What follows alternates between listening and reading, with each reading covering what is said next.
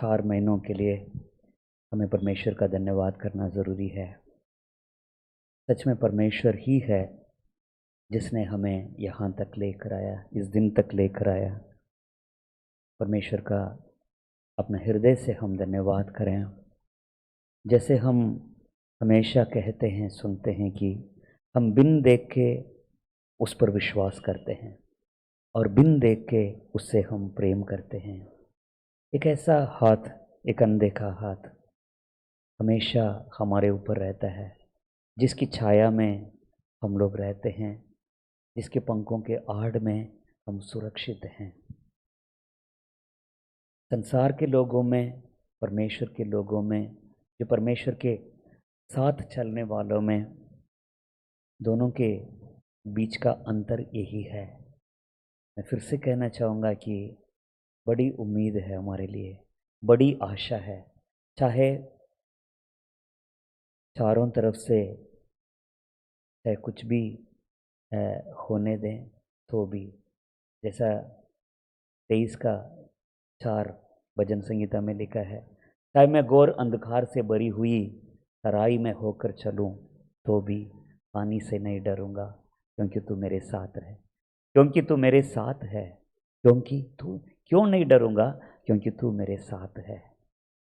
बेशक दाएं बाएं आगे पीछे देख नहीं पाते हैं, अपनी शारीरिक आंखों से शायद हम उसको नहीं देख पाते हैं, पर इतना विश्वास है वो हमारे साथ है, क्योंकि उसने वायदा किया है। जिसने वायदा किया है वो सच्चा है।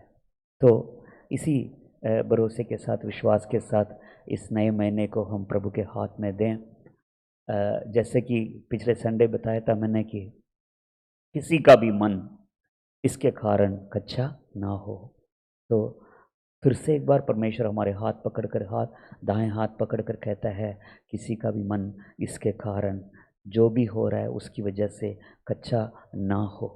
ठीक है, तो इसी विश्वास के साथ हम इस नए महीने में हम प्रवेश कर रहे हैं। तो आए हम छोटी सी प्रार्थना के साथ हम आगे बढ़ते हैं।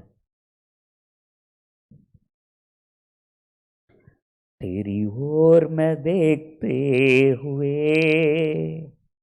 हाथ को अपने फैलाता हूँ, तेरी ओर मैं देखते हुए हाथ को अपने फैलाता हूँ। सूखी भूमि जैसे मैं तेरा प्यासा हूँ, प्यास बुझा प्रभु तेरी आत्मा से, प्यास बुझा प्रभु तेरी आत्मा से, प्यास बुझा, प्यास बुझा मेरी, प्यास बुझा प्रभु तेरी आत्मा से, प्यास बुझा। नदियों के जल के लिए जैसी हिरनियां हाँफती हैं, नदियों के जल के लिए जैसी हिरनियां हाँफती हैं, वैसे मैं हाँफता हूँ प्रभु मेरी आत्मा की प्यास बुझा, जीवन की नदियों से प्यास बुझा, जीवन की नदियों से प्यास बुझा, प्यास बुझा मेरी, प्यास बुझा जीवन की नदियों से प्यास बुझा। ये यहोवा सुन मेरी दुआ, तेरी इच्छा मुझको सिखा, तेरे वचन से मेरे जीवन के मार्ग में ज्योति जला, अगुवाई करते हुए आगे चला, अगुवाई करते हुए आगे चला।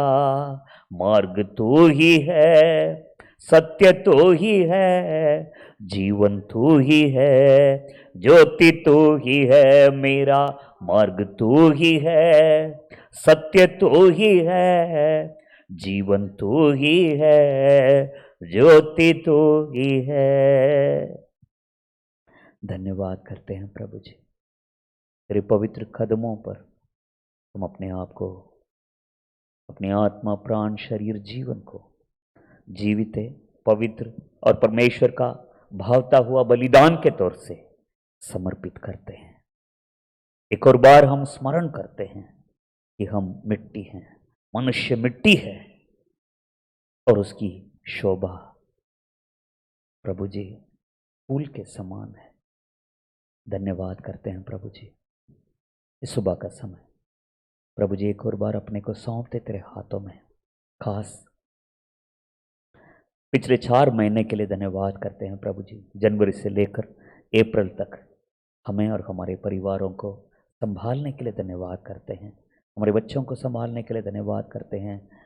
बड़ी बड़ी घटनाएं, दुर्घटनाएं घट रही है, महामारी फैल रही है, चारों तरफ खबर ही खबर सुन रहे हैं, पर ऐसी दशा में भी, ऐसी एक प्रभु जी, ऐसी एक माहौल में, परिस्थिति में भी हमें भरोसा है, हमारा परमेश्वर हमारे साथ।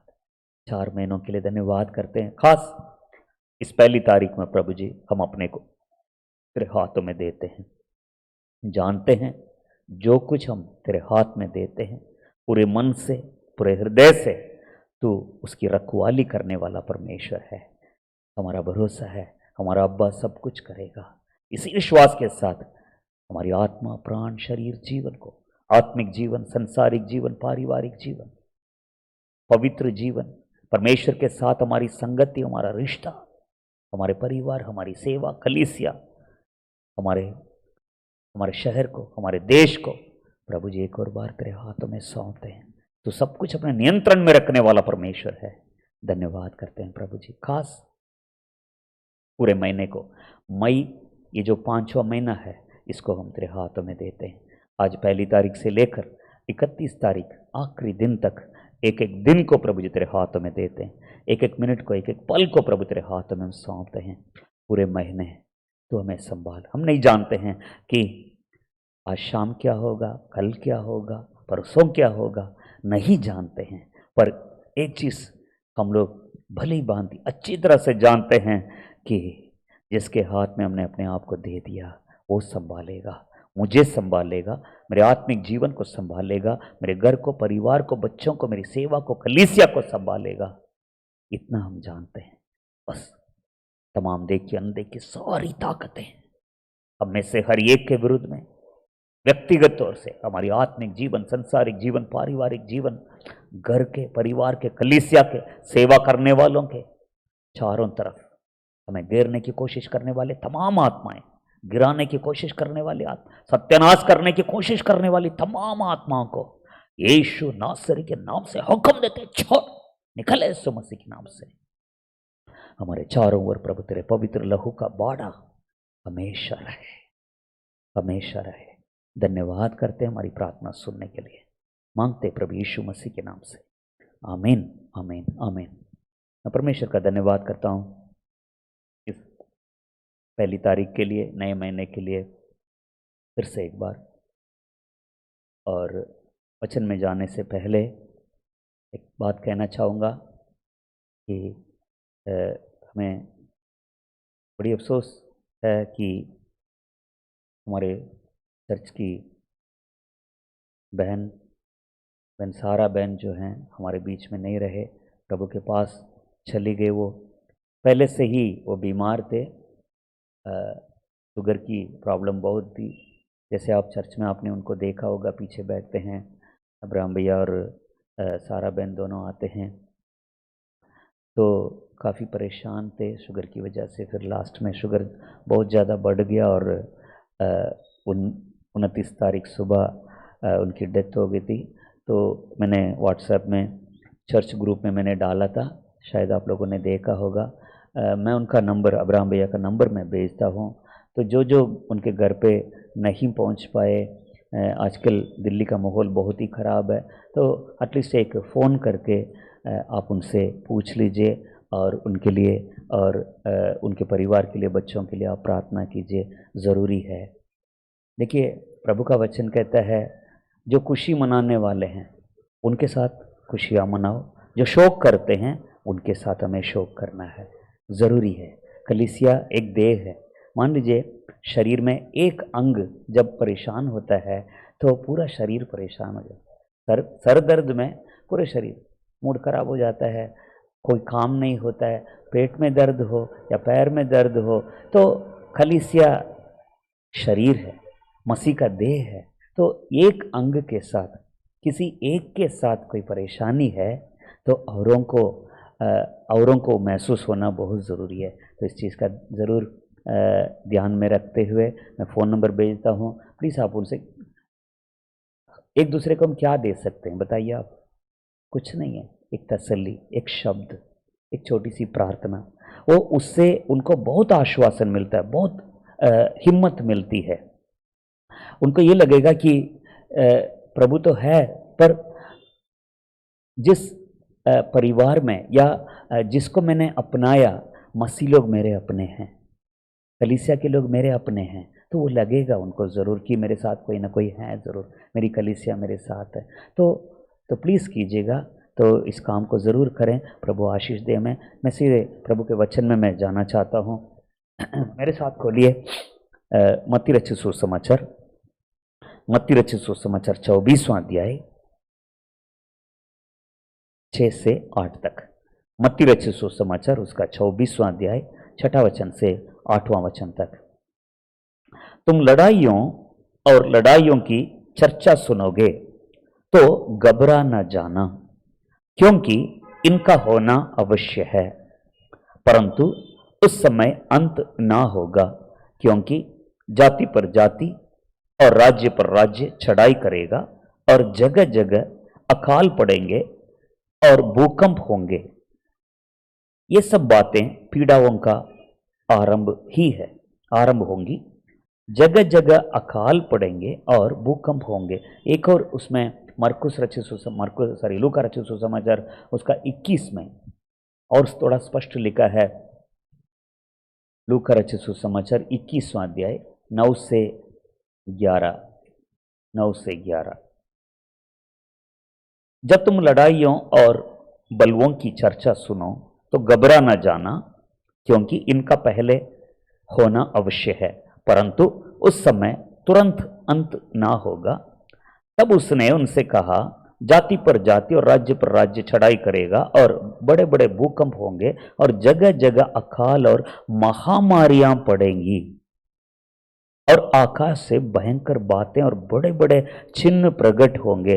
परंतु इन सब बातों से पहले बाकी जो चिन्ह हैं, ये सब प्रभु यीशु मसीह ने अपने चेलों से अपने आगमन के ऊपर, दूसरे आगमन के ऊपर जो चिन्ह जो होंगे उसके विषय में बड़ी लंबी लिस्ट यहाँ पर दी गई है उसके बारे में। तो उसमें एक चिन्ह ये है कि महामारियां होंगी। इसमें लिखा देखिए 11वां वचन, और बड़े बड़े भूकंप होंगे और जगह जगह अकाल और महामारियां पड़ेंगी।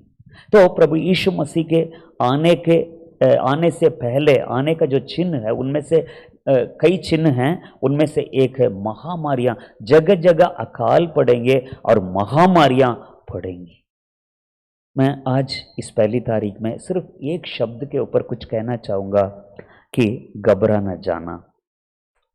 जब तुम लड़ाइयों और बलवों की चर्चा सुनो तो घबरा न जाना। ये देखिए, बाकी बाइबल में कई वायदाएं हैं, कई परमेश्वर के वचन हैं, पर प्रभु यीशु मसीह के मुंह से जो वचन, जो वायदा जो निकलता है, उसके आगे पीछे दाएं बाएं और कुछ भी नहीं है।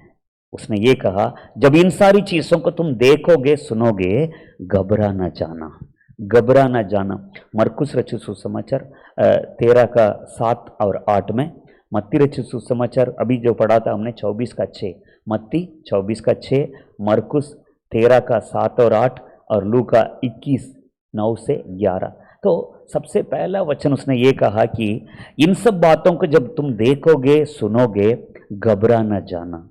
इंसान तब घबरा जाता है जब चारों तरफ से जब देखता है, सुनता है।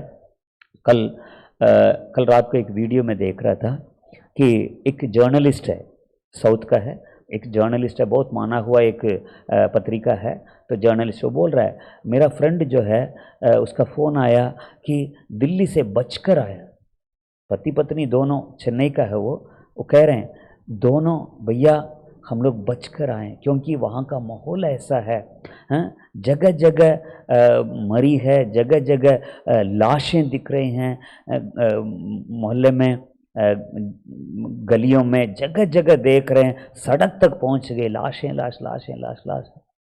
तो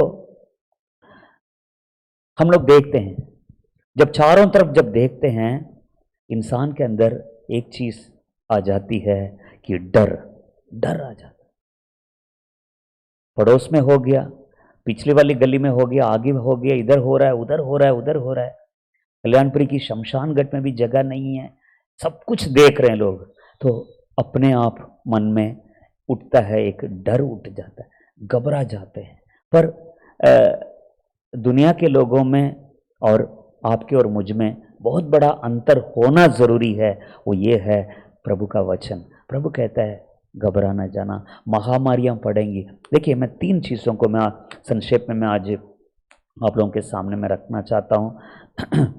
जब कभी कोई घटना, मैं कई बार मैंने चर्च में बोला भी है इस बात को, जब कभी बड़ी घटनाएं, इस तरह की घटनाएं, दुर्घटनाएं घटती है, तो you have to turn to the Bible. तुरंत हमें बाइबल की तरफ मुड़ना जरूरी है। बाइबल क्या कहती है? संसार में या सरकार में या देश में जब कभी कोई घटना घटती है या कुछ हो रहा है, समझ लीजिए, तो तुरंत आपको और मुझे बाइबल की तरफ मुड़ना बहुत जरूरी है। बाइबल क्या कहती है?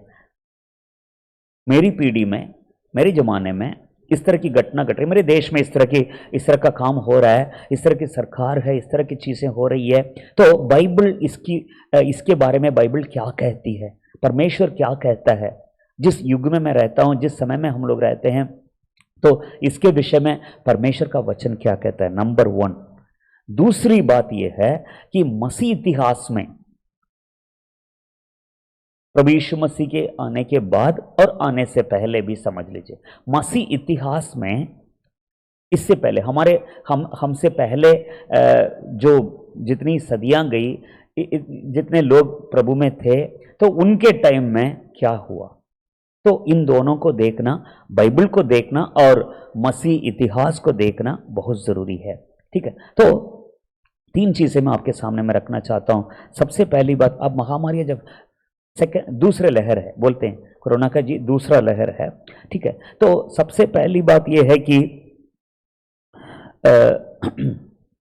इसका रीजन क्या है?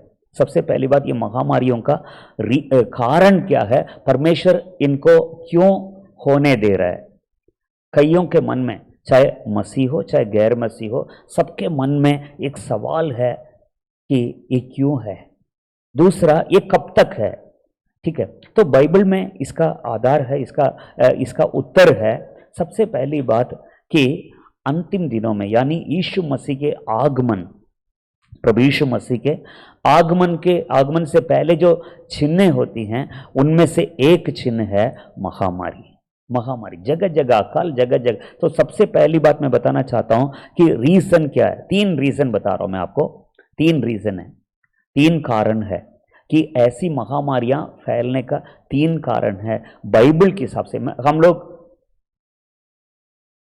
मसीह लोग हैं, प्रभु पर विश्वास करना। देखिए, दुनिया या साइंटिस्ट या डॉक्टर्स या मेडिकल फील्ड में रहने वाले या जो बड़े बड़े विज्ञानी या बड़े बड़े जो पढ़े लिखे जो लोग होते हैं, वो अपनी तरफ से सोचेंगे, ठीक है, वो उनकी बात है। पर हम लोग, आप और हम जो प्रभु पर विश्वास करते हैं, यीशु मसीह पर विश्वास करते हैं, हमारे पास, हमारे हाथ में बाइबल है, जो था, जो है, जो आने वाला, इन तीनों काल को बताने वाली बाइबल है। ठीक है, तो आपको और मुझे इसी पर ध्यान देना, इसी की तरफ मुड़ना, इसी को देखना जरूरी है। राइट, तो सबसे पहली बात मैं आपको फिर से मैं बताना चाहूँ, यीशु मसीह ने अपने मुंह से कहा, ये सब होंगे जरूर, ये सब होंगे जरूर, पर घबरा ना जाना। मैं आप लोगों से कहना चाहता हूं, मेरे अपने भाई बहनों से, अपने कलीसिया के भाई बहनों से मैं कहना चाहूंगा कि डरिए मत, घबरा मत जाना, घबरा ना जाना। बिल्कुल यीशु मसीह ने साफ बोला ये सब होंगे, पर डू नॉट फियर, घबरा ना जाना। तो मैं कलीसिया के मेरे भाई बहनों से मैं कहना चाहूँगा, चारों तरफ आप खबर सुनेंगे, लोग मतलब होंगे ज़रूर, पर किसी का भी मन कच्चा नहीं होना। तो पहली तारीख का आज वचन ये है, घबरा ना जाना, घबरा ना जाना, ठीक है। तो तीन बातें हैं। सबसे पहली बात, इसका रीजन क्या है आपको देखिए, प्रार्थना अपनी जगह है, प्रार्थना अपनी जगह, हम लोग सभी प्रार्थना करें, प्रभु हमें हमारी तो रक्षा कर, हमारे बच्चों की रक्षा कर, कलीसिया की रक्षा कर, देश की रक्षा कर। हर कोई प्रार्थना करता है, चाहे मसीह हो चाहे गैर मसीह हो, प्रार्थना। पर हमारे अंदर एक नॉलेज होना, एक समझ होना बहुत ज़रूरी है। इस महामारी को लेकर समझना हमें ज़रूरी। सबसे पहली बात, कारण क्या है, नंबर वन, कारण क्या है और क्यों परमेश्वर ने क्यों इसको होने दिया। इस कारण में सबसे तीन कारण है। इसे सबसे पहला कारण यह है, अंतिम दिनों में हम लोग रहते हैं, उनमें से उसका एक चिन्ह है ये अंतिम दिन। यीशु मसीह के चेलों ने उसके पास आकर ये पूछा, 24 में, मत्ती 24 में पूछ रहे, प्रभु अंतिम संसार के अंतिम दिनों का और आपके आगमन का चिन्ह क्या है। तब जाके प्रभु यीशु मसीह ने इन चीज़ों को बताया, उसमें जो आ रहा है महामारियाँ, ठीक है। तो नंबर वन, हम लोग अंतिम दिनों में रहते हैं, अंतिम पल में रहते हैं, समझ लीजिए आप, अंतिम पल में हम लोग रहते हैं। तो परमेश्वर अपनी कलीसिया को चिताने के लिए, कलीसिया को जगाने के लिए इन चीज़ों को होने दे रहा है। देखिए, जब तक कोई घटना नहीं घटती है, हमारा ध्यान उस तरफ नहीं जाता है, हम अपने ही रास्ते में हम चलते रहते हैं। पर ऐसी चीज़ें जब घटती है, ऐसी घटनाएं जब घटती है, तब जाकर हमारा ध्यान उस पर जाता है और थोड़ा सोचने लगते हैं। तो सबसे पहली बात, हम लोग आखिरी पल में रहते हैं। क्यों प्रभु ये दिखाना चाहता है तुम आखिरी पल में रहते हो? ताकि आप और मैं, हम तैयार हो जाएं और औरों को तैयार करें। बार बार कलीसिया को ये चिताया जाता है, तुम तैयार हो जाओ और तुम्हारे साथ जितनी भीड़ है उनको भी तैयार करो, ठीक है। तो यीशु मसीह के आगमन के लिए आपको और मुझे तैयार होना। अंतिम दिनों का चिन्ह है, चिन्हों में से एक है, प्लस यीशु मसीह के जो आगमन है वो बिल्कुल हमारे दरवाजे पे है। उसको परमेश्वर हमें फिर से दिखाना चाहता है, इसलिए ये महामारी हो रही है, नंबर वन। दूसरा क्या है, देश में महामारी क्यों हो रही है? देश के लोगों के पापों की वजह से। पहला राजा की पुस्तक आप नोट कर लीजिए।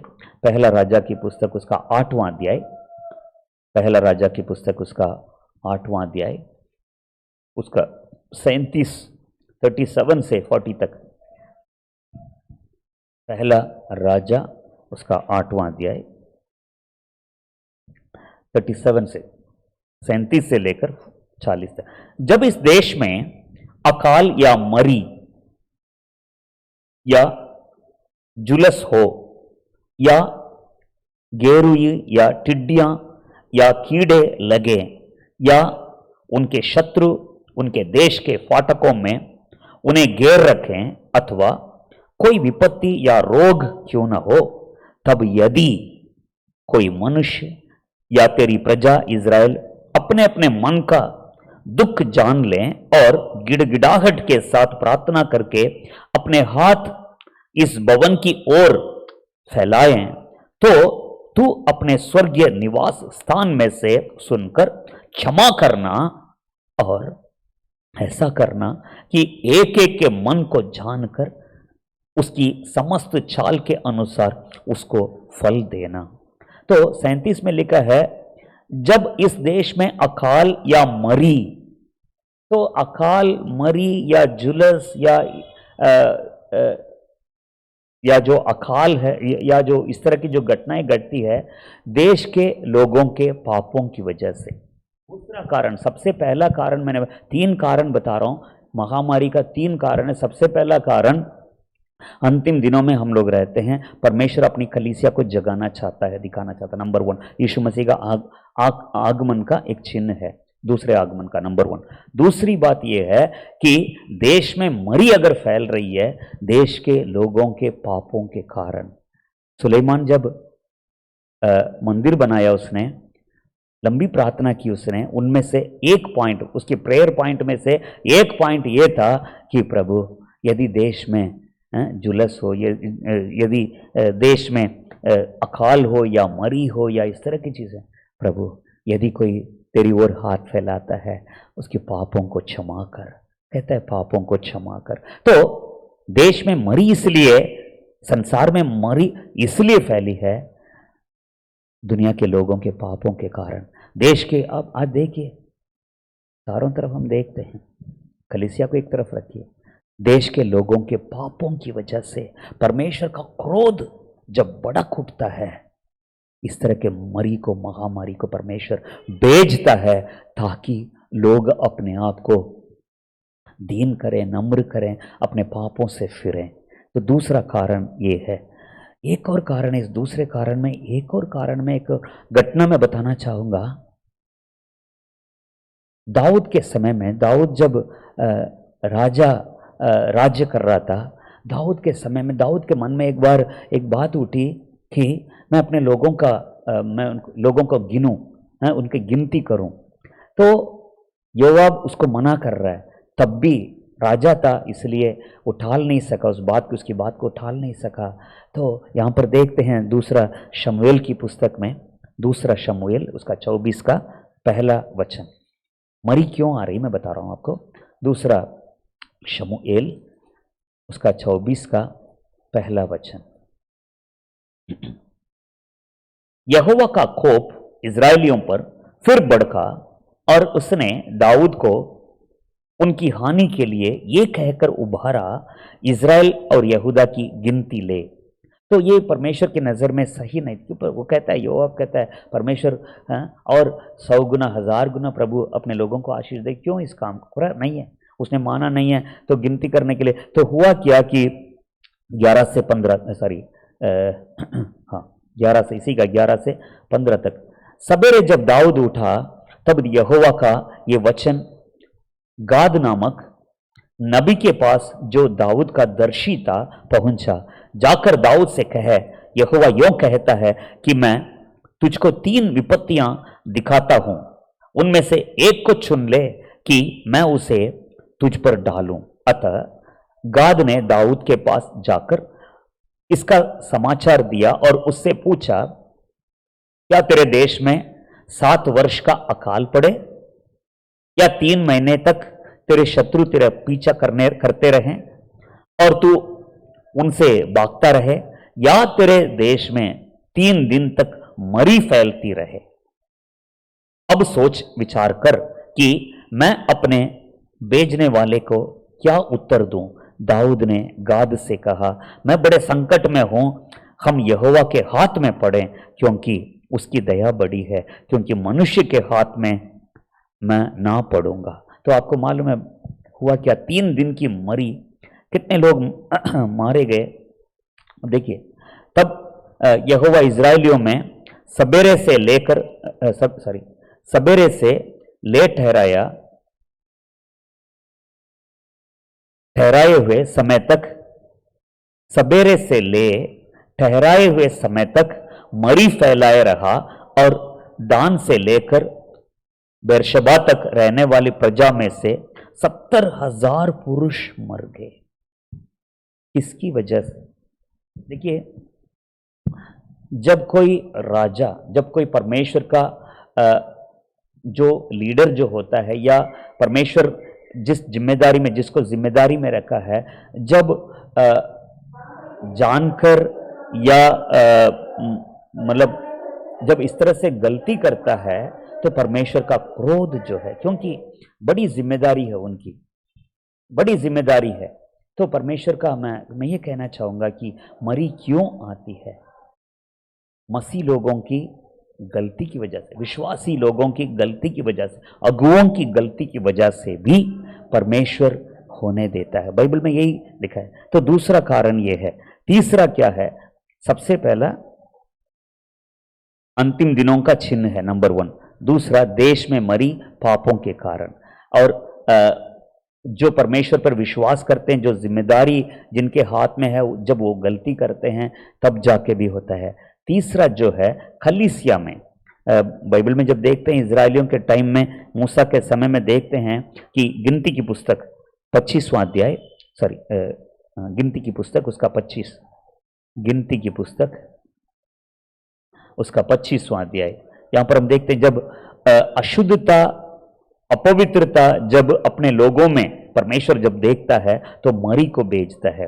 25वां अध्याय उसका पहला वचन से, इजरायली शित्तीम में रहते थे और वे लोग मोवाबी लड़कियों के संग कुकर्म करने लगे, और जब उन स्त्रियों ने उन लोगों को अपने देवता के यज्ञ में नेवता दिया, तब वे लोग खाकर उनके देवताओं को दंडवत करने लगे।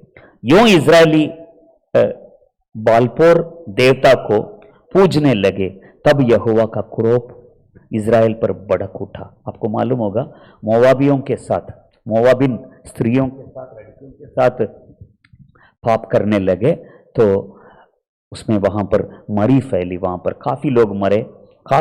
यहां पर लिखा है 9वां वचन में, 8 में, और इजरायली पुरुष के डेरे में जाने के बाद वो भी भीतर गया, और इसमें 9वां वचन, और मरी से 24,000 मनुष्य मर गए। मरी से 24,000 लोग मर गए। सोचने की बात है। जब कलीसिया के अंदर अपवित्रता दिखाई देता है, अशुद्धता दिखाई देता है, इस तरह की चीजें जब दिखाई देती हैं, परमेश्वर मरी को कलीसिया में अपने लोगों के बीच में भेजता है। दूसरा जो है, जब इजरायली कुड़कुड़ाने लगे, मेरे पास अभी टाइम नहीं है सबको, मैं वचन नोट कर लीजिए। गिनती की पुस्तक उसका 11वां अध्याय, गिनती 11वां अध्याय 4 से 6 तक, और 11वां अध्याय 31 से 33 तक। 11वां अध्याय गिनती की पुस्तक 11वां अध्याय 4 से 4 वचन से 6 वचन तक, उसके बाद 31 से 33 तक। तो लोग कुड़कुड़ाने लगे, मूसा के विरुद्ध में कुड़कुड़ाने लगे। हमें सिर्फ यही मन्ना मिलता है और कुछ नहीं है, हमें खाने के लिए कुछ और चाहिए, हमें मीट चाहिए, बहुत कुड़कुड़ाने लगे। तब जाके परमेश्वर ने जो उन्होंने मांगा था वो भी मिला, पर प्लस साथ साथ एक ऐसी मरी फैली, मरी में काफी सारे लोग मर गए। तो कलीसिया के बीच में, देश में और कलीसिया के बीच में। तीसरा जो है, मतलब एक और कारण, मूसा के विरुद्ध में जब कुछ लोग इजरायलियों में से जब कुछ लोग जब उसके विरुद्ध में उठ खड़े हुए थे, तब जाके तातान और अबीराम जब उसके विरुद्ध में उठे, तब जाके वहां पर मरी फैली। काफी लोग 16 अध्याय, गिनती 16वां अध्याय उसका 44 से लेकर 50 तक, 44 तक गिनती में पढ़ता हूं मैं इसको। 16वां अध्याय 44 से लेकर 50 तक, 44 से 50 तक। तब यहोवा ने मूसा और हारून से कहा, तुम उस मंडली के लोगों के बीच से हट जाओ कि मैं उन्हें पल भर में भस्म कर डालूं। तब वे मुंह के बल गिरे, और मूसा ने हारून से कहा, धूपदान को लेकर उसमें वेदी पर से आग रखकर उस पर धूप डाल, मंडली के पास फुर्ती से जाकर उसके लिए प्रायश्चित कर, क्योंकि यहोवा का कोप अत्यंत भड़का है और मरी फैलने लगी है। मूसा की आज्ञा के अनुसार हारून धूपदान लेकर मंडली के बीच में दौड़ा गया, और यह देखकर कि लोगों में मरी फैलने लगी है, उसने धूप जलाकर लोगों के लिए प्रायश्चित किया, और वो मुर्दों और जीवित के मध्य में खड़ा हुआ। तब मरी थम गई, और जो खोरा के संग बागी होकर मर गए थे, उन्हें छोड़ जो लोग उस मरी से मर गए, वे 14,700 थे। 14,700, 14,700 थे। तब हारून मिलाप वाले तंबू के द्वार पर मूसा के पास लौट गया, और मरी थम गई। जब कलीसिया अगुओं के विरुद्ध में हो जाती है, सच्चे अगुओं के विरुद्ध में, परमेश्वर मरी को भेजता है। 3 चीज़ें हैं, मैं फिर से संक्षेप में बताऊं। अंतिम दिनों में हम लोग रहते हैं। नंबर 1, उनमें से एक चिन्ह है, प्रभु दिखाना चाहता, अपनी कलीसिया को जगाना चाहता है। नंबर 1। दूसरा क्या? यीशु मसीह का आगमन निकट है, प्रभु बताना चाहता है। मरी क्यों? मरी का कारण क्या है? दूसरा जो है, देश के लोगों के पापों के कारण और कलीसिया के अगुओं के पाप। मैं तो यही कहूँगा, मैं बताऊँ आपको, अगर महामारी देश में फैल रही है, मैं कई बार बोला भी है चर्च में, अगर देश में कोई घटना घट रही है, सबसे पहला जिम्मेदार कलीसिया है। कलीसिया है। अगर कलीसिया सही होती, कलीसिया जिस तरह से प्रभु के पीछे चलना, वचन का परमेश्वर का भय मानकर चलना, परमेश्वर के सामने गिड़गिड़ाना, देश में ऐसी चीजें नहीं होती है।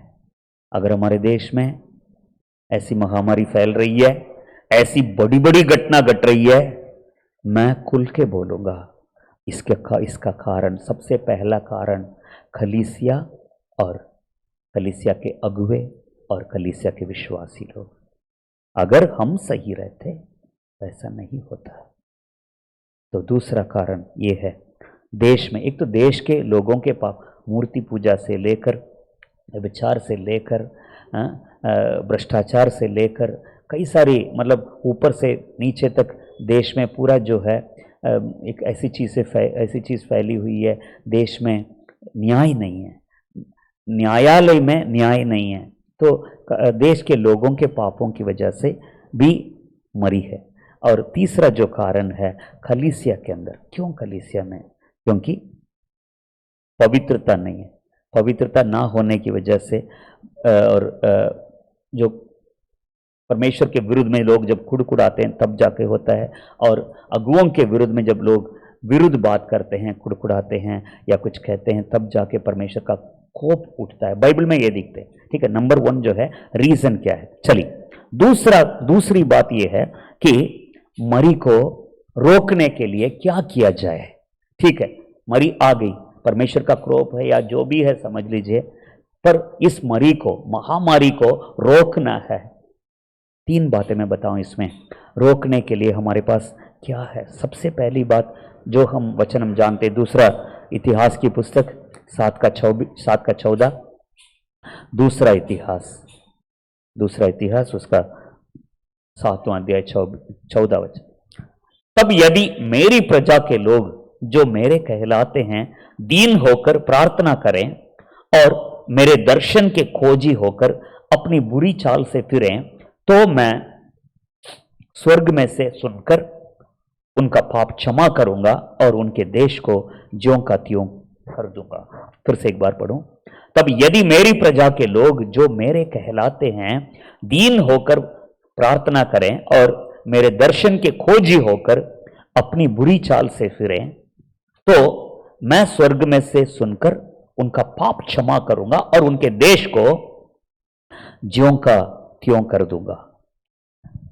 आजकल पिछले साल भी ऐसे हुआ था, 2020 में जब मरी फैली थी, तब भी कलीसिया में लोगों ने ऐसे किया और आज भी यही कर रहे हैं। क्या कर रहे हैं? प्रभु, इस मरी को हमारे बीच में से निकाल दे, तू हमें बचा ले, मेरे परिवार को बचा, मुझे बचा, मेरी कलीसिया को बचा, और ये मरी जो है हमारे देश से दूर हो जाए। पर प्रभु का वचन कहता है मरी को दूर करने के लिए प्रार्थना ना करे, पर मेरे लोग, मेरे अपनी प्रजा जो है अपने आप को दीन करके अपने पापों से फिरे, तब जाकर मेरा काम है ये, वो मेरा काम, मरी को हटाना मेरा, मरी को दूर करना मेरा काम। वहां पर दाऊद के टाइम में क्या कहते, जब स्वर्गदूत जो तलवार निकाल कर जब यरूशलेम के ऊपर खड़ा हुआ देखा, प्रभु ने कहा अपना हाथ मत बढ़ा, अपनी तलवार म्यान में मत कर। तो उसने अपने आप को, उसने प्रभु से माफी मांगा, उसने, दाऊद ने माफी मांगा, प्रभु काम मैंने किया, गलती मेरी थी, इन भेड़ों ने क्या किया, उसने माफी मांगा प्रभु से। तब जाकर प्रभु ने पछताया और और उस जो जो सत्यानाश करने वाले दूत से कहा, हाथ रोक। कहने का मतलब ये है, प्रभु इस मरी को हमारे बीच में से दूर करके प्रार्थना करने की जरूरत नहीं है। अपने आप को जांचना, परखना, अपने आप को दीन करना, आज कलीसिया का काम। तो दूसरी बात, जो दूसरा पॉइंट है, मैं ये बताना चाहता हूं, ये मरी कैसे रोका जा सकता है। सबसे पहले आप और मैं अपने आप को जब हम दीन करते हैं, कलीसिया अपने आप को जब दीन करती है, अपने आप को जांचती परखती, क्षमा कर प्रभु। जब हम क्षमा मांगते हैं, जब हम पापों की प्रायश्चित करते हैं, हम अपने आप को दीन करते हैं। कलीसिया अपने आप को दीन करे, सेवा करने वाले अपने आप को जांचे परखे दीन करें, तब जाके परमेश्वर हमारी प्रार्थना को सुनकर देश के हालात को ज्यों का त्यों करेगा। नंबर 1। दूसरा जो है, कब जाके ठीक होगा, कब जाके। दूसरा देखिए, हमारे मन में एक सवाल जरूर रहता है कि ये कब तक है, ये कब कैसे रोक। वैक्सीन से नहीं है। मैं आपको बताऊं, पिछले साल से ही वैक्सीन बनाया गया, सारा वैक्सीन विदेश भेज दिया इन लोगों ने। आज वैक्सीन है ही नहीं है, ऑक्सीजन नहीं है, हॉस्पिटल में बेड नहीं है। बताया गया था कि दूसरा लहर आ रहा है, बट लोग तैयार नहीं थे, न मानने के लिए तैयार, न उसके लिए तैयार थे उस दिन के लिए। चलिए, तो सबके मन में एक सवाल है, प्रभु ये कब दूर होगा, ये कब सही होगा, कब नॉर्मल लाइफ रिटर्न होगा। तो बाइबल में ये देखते हैं, मरी जब कभी परमेश्वर का क्रोध उठता था, क्रोध भड़क उठता था, तो कब उस कोप को किस तरह से ठंडा किया गया था। बताऊं मैं आपको कि इसी गिनती की पुस्तक 16 का 48, गिनती की पुस्तक 16 का 48, गिनती 1648, 16 का 48। और वह मुर्दों और जीवित के मध्य में खड़ा हुआ, तब मरी थम गई। मरी कब थम जाएगी? मुर्दों के और जीवितों के बीच में जब एक कलीसिया खड़ी होगी, सेवा करने वाला जब हाथ खड़ा करके परमेश्वर के सामने, उसी को देखते हैं 106 भजन संहिता 106 का 23। देखिए भजन संहिता 106। देखिए, प्रभु ने बोला घबराना जाना, ठीक है, घबराना नहीं है, पर साथ साथ कुछ बातों को आपको और मुझे जानना, हमारे मन में लेकर चलना, क्योंकि हमें दुविधा में नहीं रहना है। इस बात को जानकर चलना जरूरी है, समझकर चलना जरूरी। 116 का 23वां वचन। इसलिए उसने कहा कि मैं उनका सत्यानाश कर डालता, यदि मेरा चुना हुआ मूसा जोखिम के स्थान में उनके लिए खड़ा ना होता, ताकि मेरी जलजलाहट को ठंडा करे। कहीं ऐसा ना हो कि मैं उन्हें नष्ट कर डालूं। तो मूसा और हारून ने कहां पर? जोखिम के स्थान में उनके लिए जीवित और मरे हुओं के, मुर्दों के बीच में खड़े। आज लाश ही लाश। हम जीवित हैं, प्रभु के सामने खड़े। क्षमा कर प्रभु, हाथ फैलाकर। अगर कलीसिया हाथ इसलिए ना फैलाए कि मरी दूर हो जाए, ये गलत प्रार्थना है।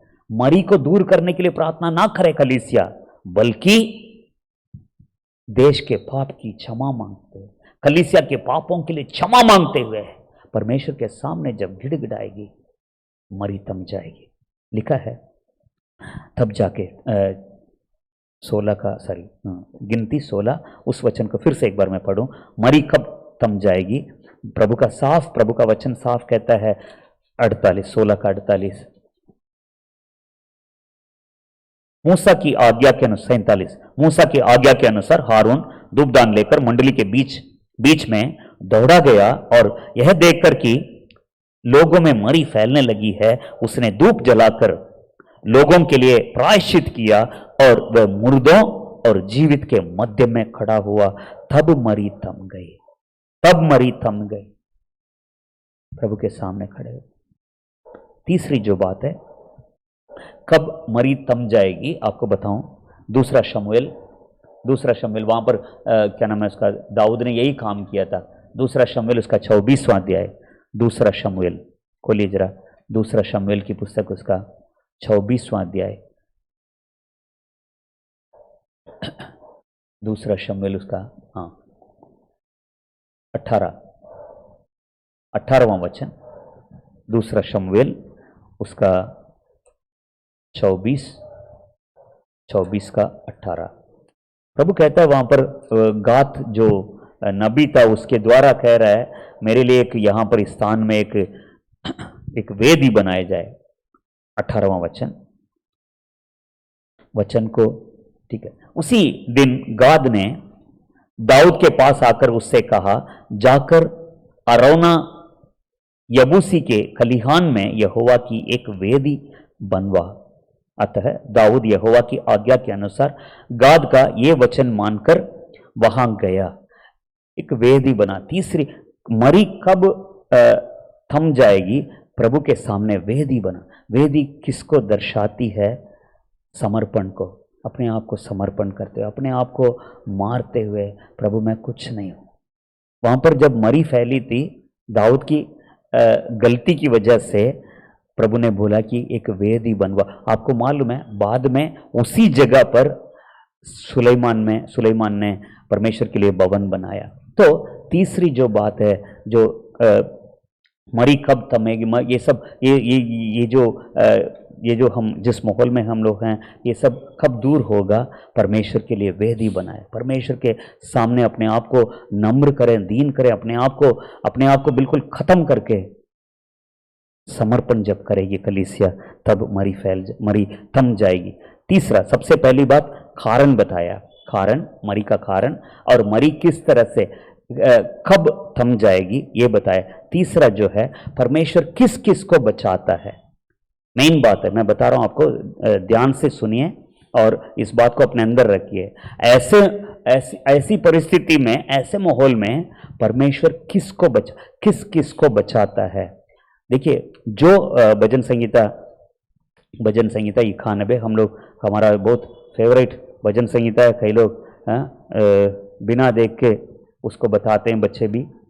91, जो परम प्रधान के छाए हुए स्थान में बैठा रहे वह सर्वशक्तिमान की छाया में ठिकाना पाएगा। लिखा है वो तुझे, तीसरा वचन, वह तुझे बहेलिए के जाल से और महामारी से बचाएगा। तो तीसरी बात यह है, परमेश्वर किसको बचाता है, किस किस को बचाता है? जो परम प्रधान के छाए हुए स्थान में बैठा रहे। देखिए, सरकार भी कहती है सोशल डिस्टेंस कीप अप करो, बाहर मत निकलो, जहां पर ज्यादा भीड़ रहती है, मार्केट जगह पे या जगह जगह जहां पर लोग इकट्ठे होते हैं वहां पर मत जाओ। तो कुछ चेतावनी देती है सरकार, मास्क लगाओ, सोशल डिस्टेंस कीप अप करो, बार बार हाथ धो, सरकार अपनी तरफ से कहती है।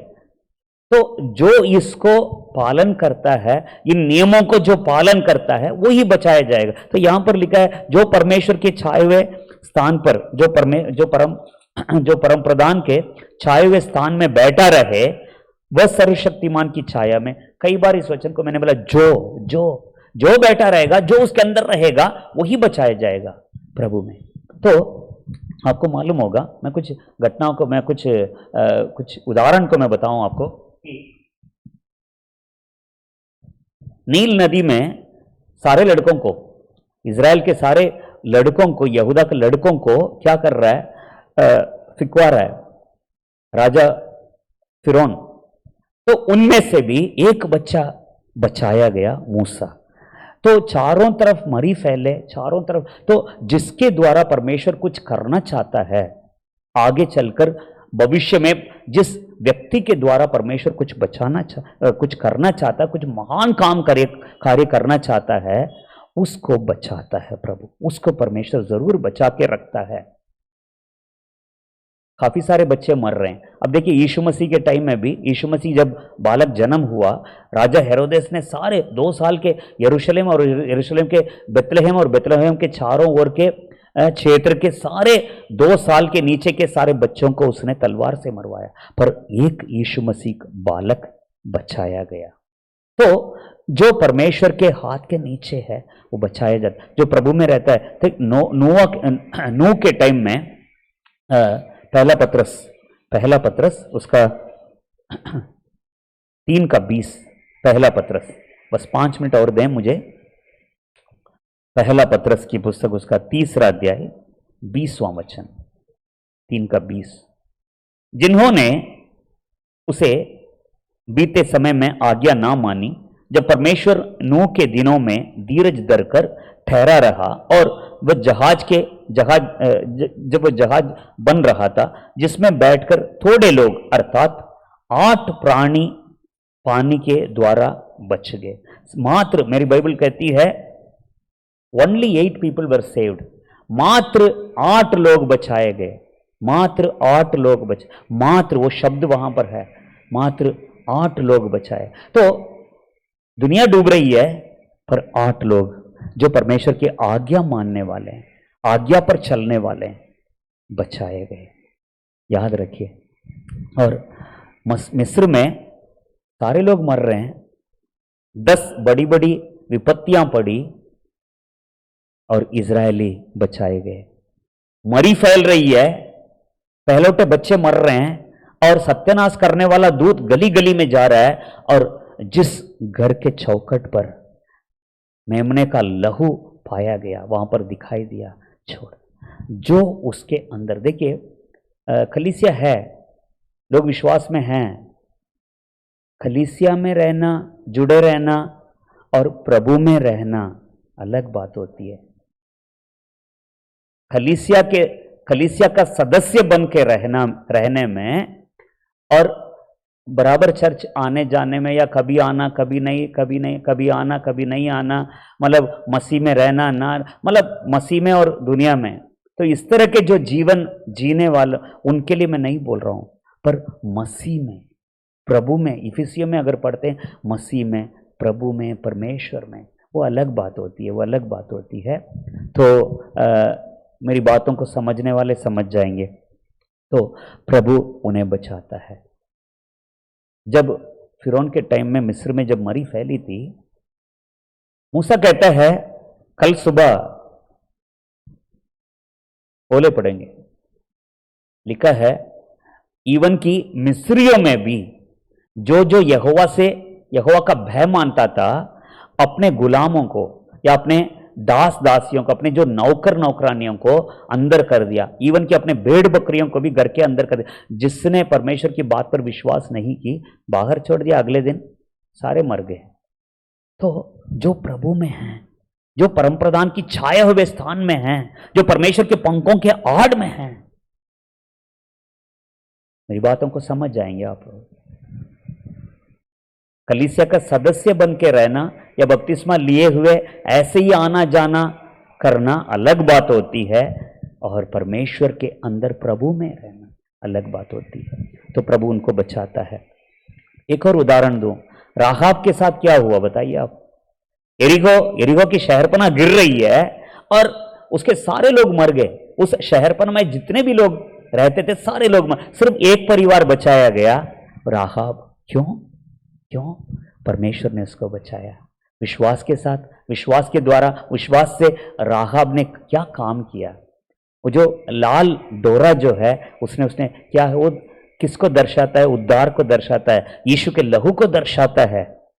तो कहना चाहता हूं, घबराने की कोई जरूरत नहीं है, प्रभु में रहें, परमेश्वर में। मैं ये कहना चाह रहा हूं इसमें, इस तीसरे पॉइंट में, बेशक आप कलीसिया के सदस्य हैं, आपका आना जाना रहता है, वो अलग बात है, और परमेश्वर के भय में रहना, परमेश्वर में रहना, उसके नियमों में, उसके वचन में रहना एक अलग बात होती है, उसमें रहिए। और लास्ट में एक और बात, घटना बता के मैं समाप्त करूं। लूत के साथ क्या हुआ? सदोम अमोरा बिल्कुल भस्म हो गया। परमेश्वर ने लूत के परिवार पर उसने क्या किया? रहम किया, दया की, और हाथ पकड़कर घसीट कर उसको बाहर लेकर आ रहा है स्वर्गदूत। कहता है पीछे मुड़कर मत देखना। लूत बचाया गया, बच गया लूत, पर उसकी पत्नी के साथ क्या? यीशु मसीह ने स्पष्ट इस शब्द से इस बात को बताया, लूत की पत्नी को स्मरण करो। लूत की पत्नी को देखिए, आज कई पास्टर्स मर रहे हैं, कई विश्वासी लोगों की भी कोरोना से मौत हो रही है। आप सोच सकते हैं क्यों।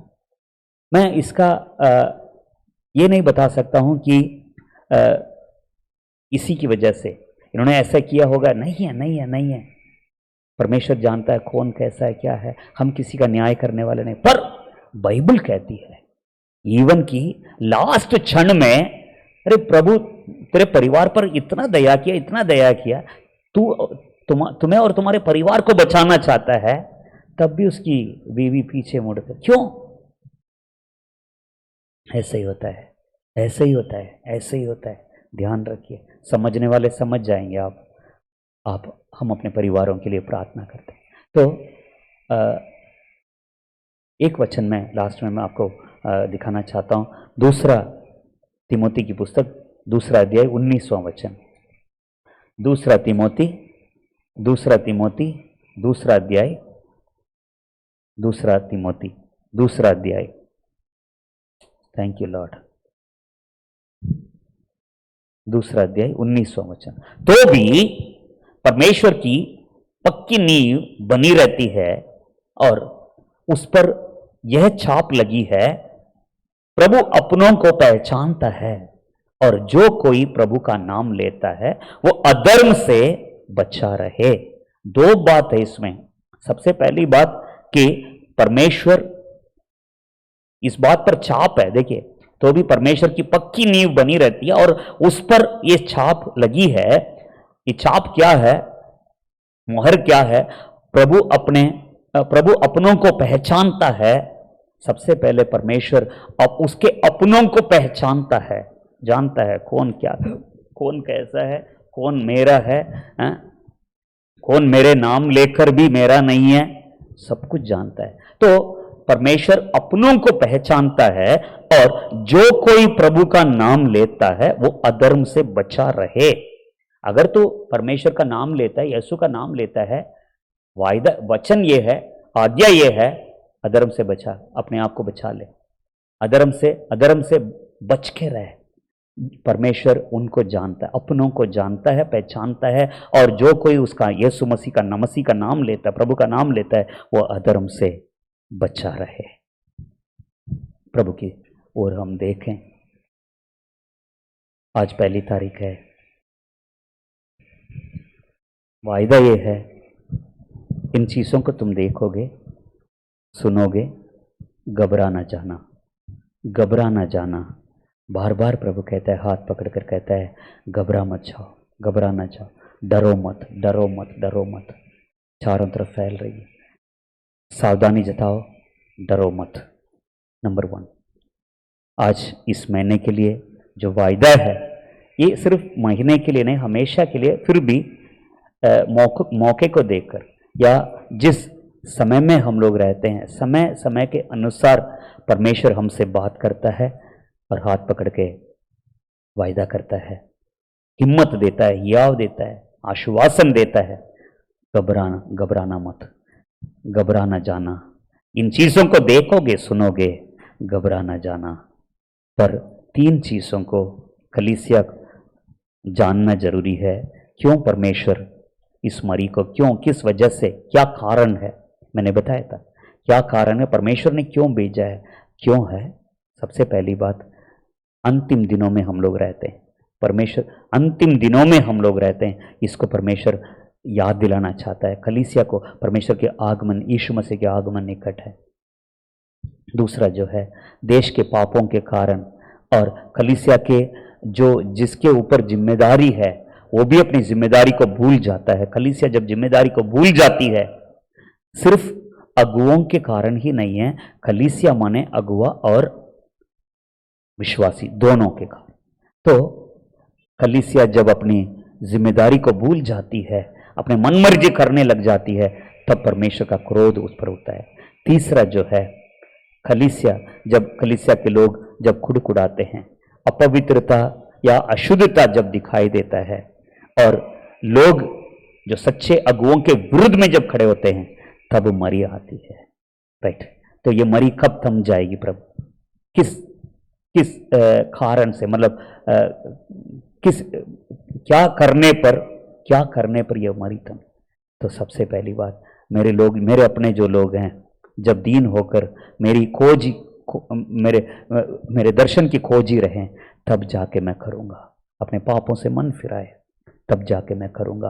और जीवित और मरे हुओं के बीच में जब खड़े होते हैं प्रार्थना में, दुआ में, तब मरी थम जाती है। और तीसरा जो है, जब वेदी बनाओ, अपने आप को उस पे चढ़ा दो, अपने आप को समर्पित करो, अपने आप को खत्म करो। दाऊद ने जब वेदी बनाया तब जाके मरी थम गई। और तीसरी बात जो है, परमेश्वर किस किस को ऐसे समय में किसको बचाता है? परमेश्वर अपनों को पहचानता है। अपने कौन है? नाम लेने के बावजूद भी दूसरी तरीके से चलने वाला कौन है? वो अपनों को पहचानता है, और जो उसका नाम लेता है अधर्म से बचा रहे।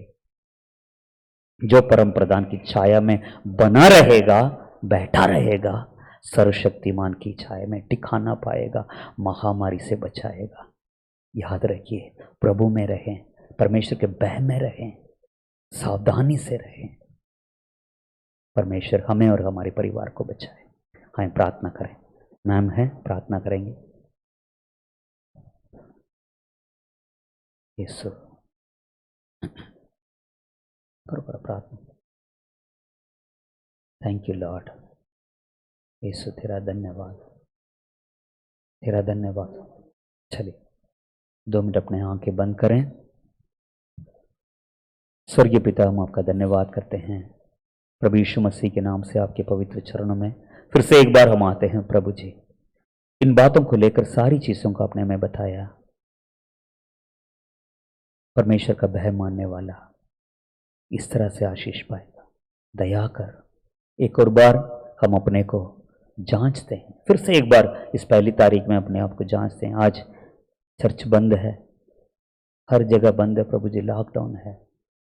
एक और बार अपने को देते हैं। हम इन सबके बीच में हम एक चीज़ हम जानते हैं, परमेश्वर सामर्थी है, सब कुछ अपने नियंत्रण में रखने वाला है। तेरे हाथों में अपने को देते हैं, अपने परिवार को देते हैं, कलीसिया को देते हैं। मैं प्रार्थना करता हूँ फिर से एक बार, कलीसिया के हर परिवार को, जो लोग प्रभु में हैं, जो कलीसिया में आते हैं, उनके घरों में जो अविश्वासी हैं, गैर मसीह, उनके लिए भी प्रार्थना करते हैं। जो विश्वास में नहीं है उनके लिए भी प्रार्थना करते हैं। संभाल प्रभु, अपने पंखों के आड़ में ले ले, अपने लहू के आड़ में रख, हाथ साथ रहे।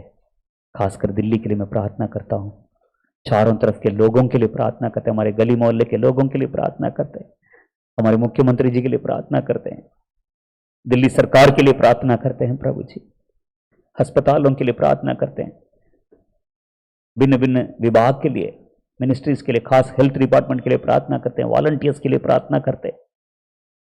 सबको तेरे हाथों में देते हैं प्रभु जी। क्षमा कर, क्षमा कर, क्षमा कर, क्षमा कर। हम ये नहीं कहते हैं कि इसको तू दूर कर, पर हम क्षमा मांगते हैं। सच्ची में तेरे प्रभु, तेरे सामने हम गिड़गिड़ाते हैं। दया कर प्रभु, पूरे महीने को तेरे हाथ में सौंपते, एक एक दिन को तेरे हाथ में देते हैं। संभाल, अपने पंखों के आड़ में ले ले। प्रार्थना हमारी सुनने के लिए धन्यवाद करते हैं, मांगते प्रभु यीशु मसीह के नाम से, आमीन और आमीन, आमीन।